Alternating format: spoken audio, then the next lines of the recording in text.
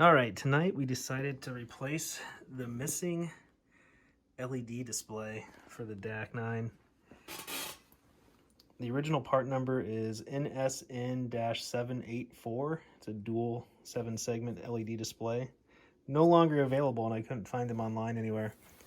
But somebody's selling NSN-584 on eBay, which is a very similar part. It just happens to be slightly smaller, but it's made by National Semiconductor.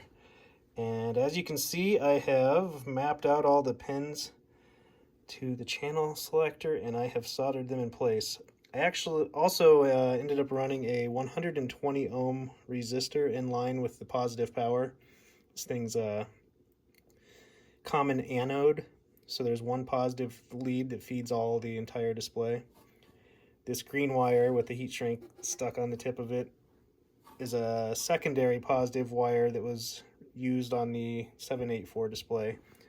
But the 584 display does not require that. So, all right, let's apply some power to this thing. There we go. See, it looks bright in the video here, but it's rather dim in real life. I just wanted to have that resistor in there in place just to help if we have any voltage drama when I get the power supply repaired on this radio. Currently, I'm using an off-board power supply to show you what I'm doing. But the good news is, this works. So we go 1, 2, 3, 4, 5, 6, 7, 8, 9, blah, blah, blah, and so on and so forth. And it looks pretty beautiful to me. And then I cut up a piece of recycled cardboard from a cereal box that I'm going to use as a surround piece here. You kind of get the point.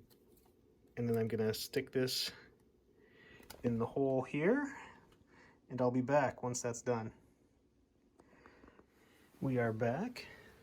The display is now mounted, and you can see, just use that factory hold down strap to hold it in place. You can see the back side of that piece of cardboard I cut up. But I think it looks pretty good. I'm not going to kick it out of bed for eating crackers. And turn the lights off here, apply power, and there we go.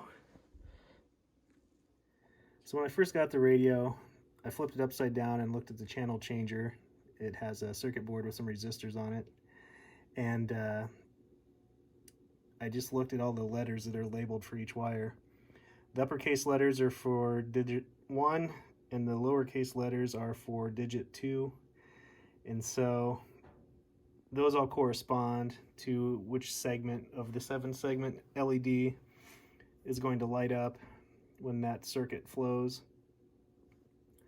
So I just took my own notes, did that, and then I looked at the data sheet for the actual display.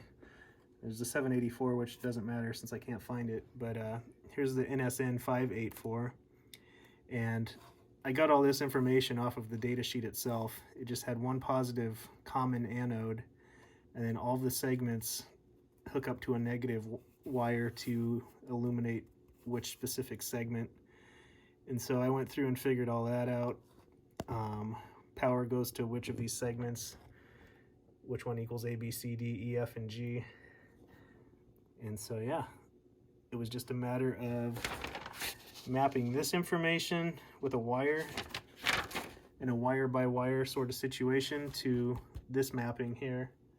And so I got 12 of these displays on eBay, so I actually used this one on a breadboard to get it all tested and figure out which segments lit up just to be sure. So I took my time, did it right, and it seems to be working. So I'm happy. And just because this is the sort of nerdy person I am, I had to make sure that channel 28, when I key up, is channel 28. So we can go up to, let's go up to 40.